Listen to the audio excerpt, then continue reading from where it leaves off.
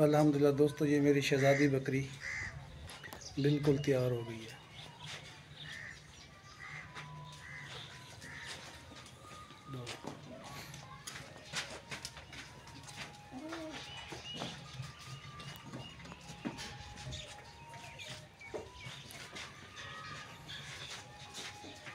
तो दोस्तों, उम्मीद है कि ये मेरी छोटी सी वीडियो आपको पसंद आएगी। वीडियो को ज़रूर लाइक करिएगा दोस्तों।